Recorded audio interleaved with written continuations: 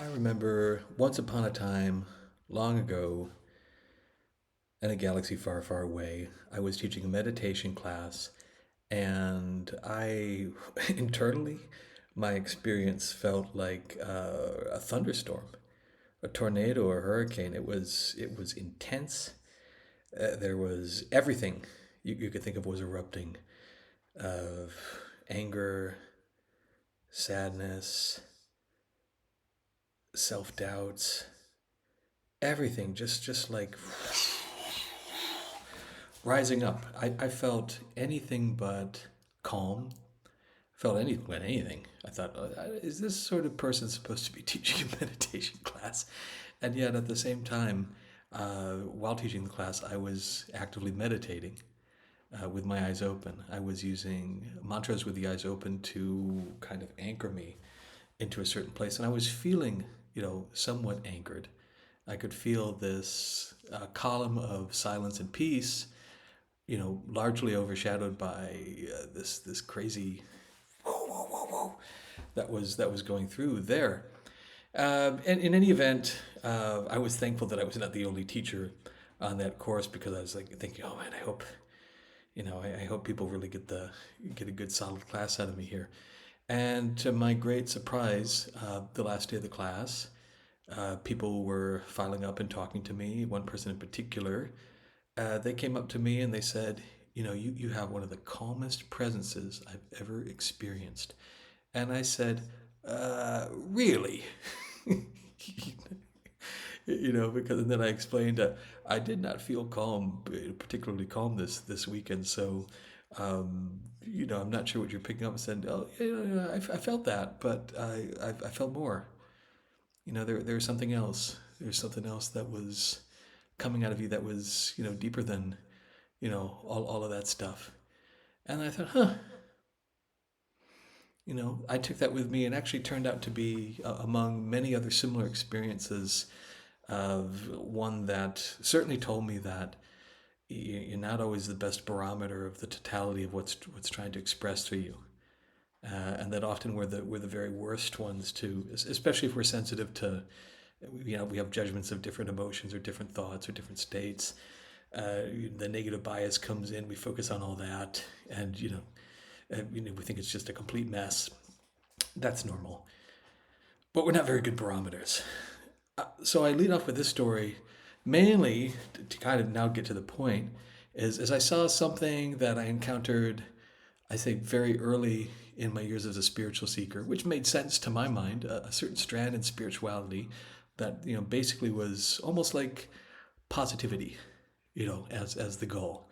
And, people, different people kind of saying, oh, you know what? You don't have to feel that way. In fact, you can produce any you can and should produce any sort of emotional state or feeling that's better.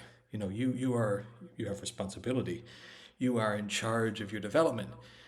And I don't think that's a good approach at all. Uh, at the worst, it probably I think leads to a certain amount of spiritual bypassing and dissociation. Uh, really, there's no need.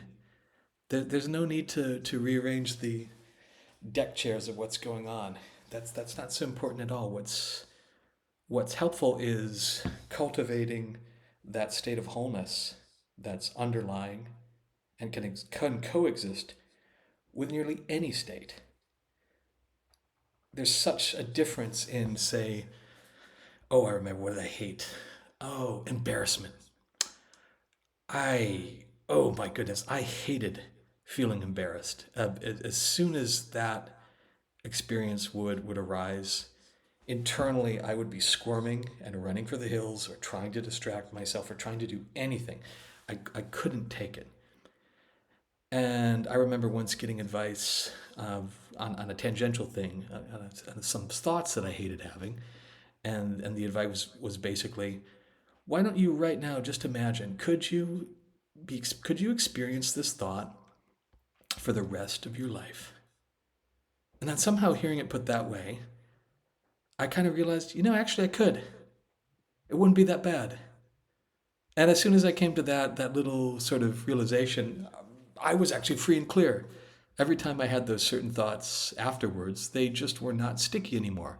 They did not produce that meta tension. The meta tension is the problem. The thoughts and the feelings are not at all the problems.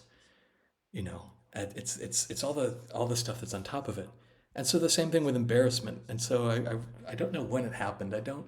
It wasn't like a 0 to 1, 1 to 0, a sudden sort of thing. It was gradual. But at a certain point, maybe in the middle of my monastic period, I remember embarrassment arising, feeling embarrassed, in full granular detail throughout the body.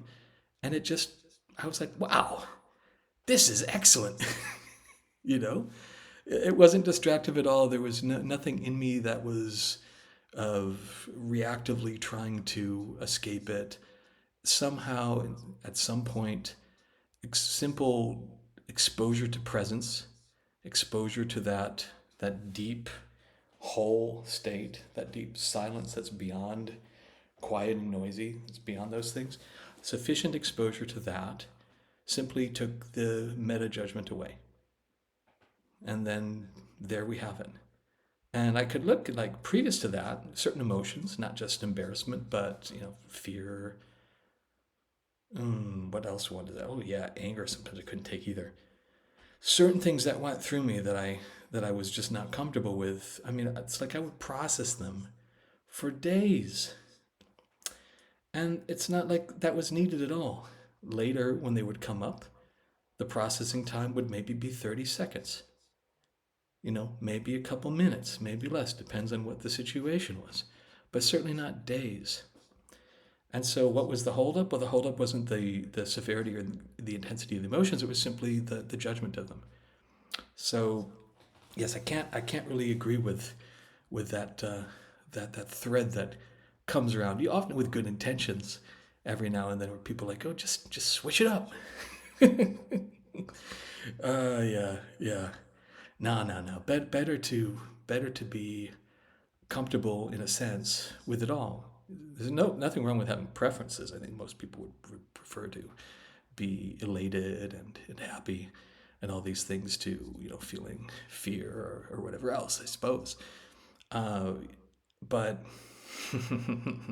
if we try to do that way, I think there's a great danger of producing some kind of bogeyman or some part of life that we've just marked off as don't go there. So that's it for today.